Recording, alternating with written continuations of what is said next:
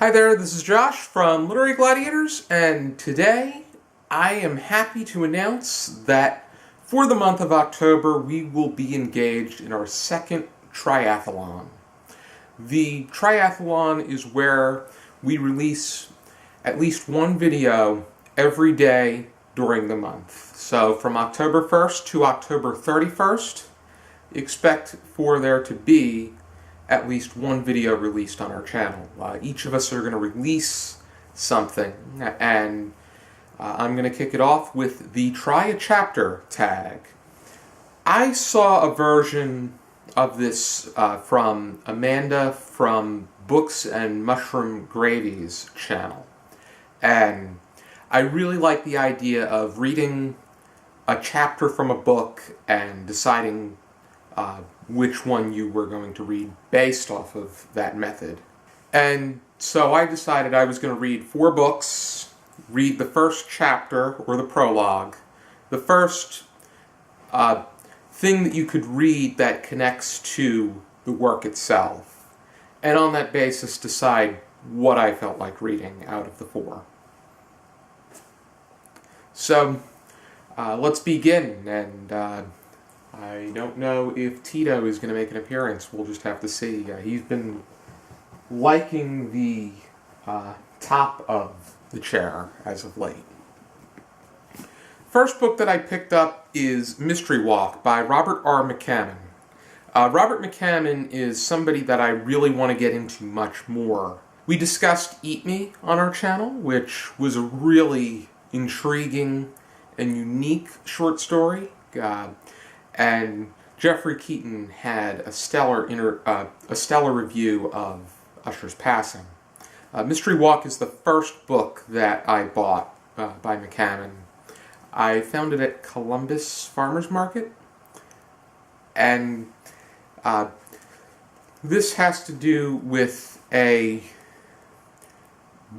young boy or a young man's adventures into the woods in Alabama, but the prologue introduces us to his parents, his religious father and his pregnant mother, who is taken on some adventure with these 2 men, one of which is a pastor at the church, and really speculative and haunting things take place.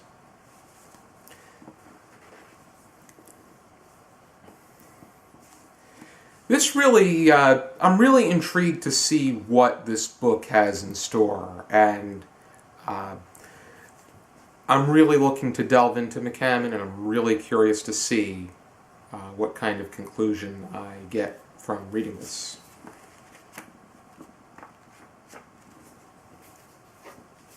Next book that I picked up is A Horse Walks Into a Bar by David Grossman, and this is the Man Booker International Prize winner from 2017. Has to do with a stand-up comedian by the name of Dov Greenstein, and the very first part explores one of his stand-up acts and how he's a not a necessarily attractive-looking man, and his jokes are not necessarily attractive. He goes after all kinds of people based off of background, age, gender, weight, height, just all different things that contribute to his stand-up comedy. And you get people that roar with laughter, and then there's boos when the joke is on them. But the story's being told from the perspective of somebody he grew up with and knew about his background and struggles, and the narrator attends this stand-up show at the beginning. This was really intriguing, and I'm really if anything, I definitely want to read this at some point in time. Next one that I picked up was one that I picked up at random, and that is The Quiet American by Greene. It has to do with a man by the name of Alden Pyle, and he is a U.S. spy who falls for a Vietnamese woman who is in a relationship with somebody, and this somebody, Fowler, is the person telling the story. This has been deemed to be a modern classic, and it was adapted into film. Greene is also known for The Third Man, which was adapted into a familiar film. And this is something I would be interested in checking out, but I think that at this point, with the kind of things that I am reading, I'm looking for something a little different from what this book has to offer, but I do want to get to it at some point in time. Perhaps it would be a future selection on a future season. I'm thinking someone like Larry would enjoy it, maybe even Ari. And the last one that I read for this particular tag is The Age of Eisenhower, America and the World in the 1950s by William I Hitchcock. I read a biography of Eisenhower's earlier in the year, and that one concentrated on his becoming a leader and the building blocks of what inspired his leadership. This one, from what I'm getting, concentrates on his what happens when he obtains the leadership. This concentrates on his age, the age of Eisenhower, which ran from 1945 to 1961.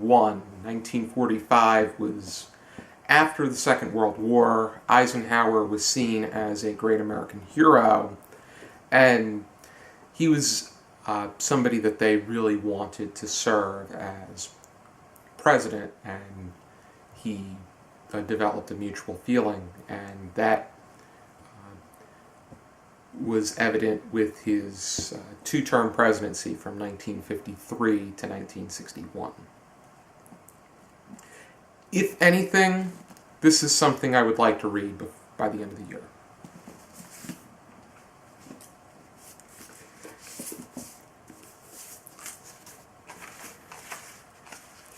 And on a side note, The Horse Walks into a Bar by David Grossman was translated into English by Jessica Cohen.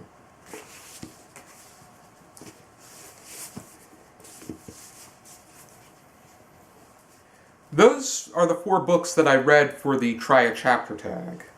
But I thought I would share with you what I'm currently reading and what I plan to read. The book that I'm currently reading right now for my own time is The Best American Science and Nature Writing.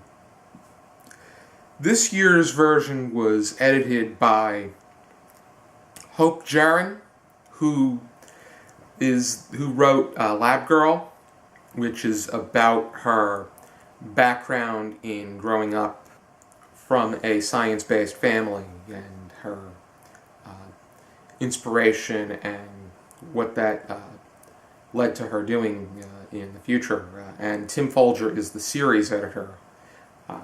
I'm about 40% of the way through, but the essays are quite intriguing. I think that they're much more, there's a lot more richness and filler than the 2016 collection, which I read and enjoyed, but I am getting a nice amount out of this, and I think that that is key for somebody who's not necessarily from the science and nature background. And the book that I would like to read sometime in October before I begin reading the material for a very special session that we plan to film is Asperger's Children: The Origins of Autism in Nazi Vienna by Edith Sheffer. And this brings about the accuracy of Dr. Hans Asperger's legacy, because Dr. Asperger was a pediatric psychiatrist during the Second World War onward. But since he was Austrian, he had a lot of laws that he had to abide by, and Hitler, being a stickler for developing the Aryan race and his lack of understanding for anybody that did not fit his mold, he wanted those people terminated, and that included people with disabilities.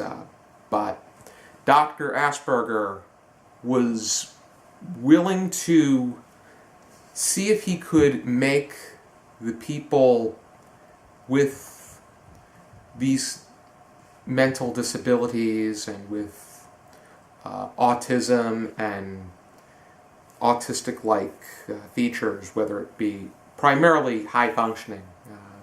He wanted to do his best to provide them with some kind of use to society, but if they were not going to fit into this regime, he had to sign them over. And that really stirs a great deal of controversy to Dr. Asperger and his legacy. I think in essence, what this book is arguing is that while Dr. Asperger did what he could to save some of the children on the spectrum, even though the spectrum was not a official diagnosis, he's not a hero the way that Irina Sadler or Oskar Schindler is. Dr. Asperger was he was an Austrian citizen, so he was in a Nazi ruling country. He was not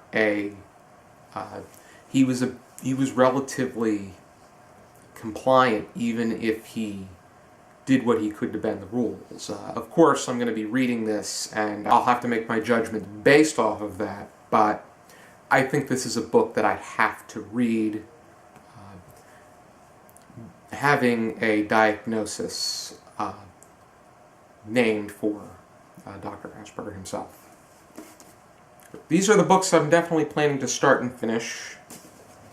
And out of the 4 for the Try a Chapter tag, the front runner for what I plan to read is Mystery Walk by Robert McCammon, just because I feel that I need to read a work of horror fiction. I like to read at least one a year, if not more. And I definitely want to read The Age of Eisenhower at some point before the year is up. We'll have to see. And I would like to get to these books as well, especially Horse Walks into a Bar, and eventually The Quiet American.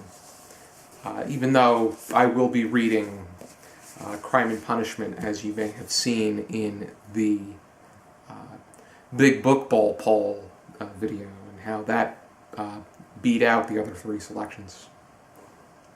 Thank you for tuning into this video. I hope that you enjoy the upcoming videos for the triathlon. I have a lot more in store myself, and I hope you check out some more videos on our channel and what we have to offer. Season 8 discussions are on their way, and they are bigger and better than ever. And for now, keep reading.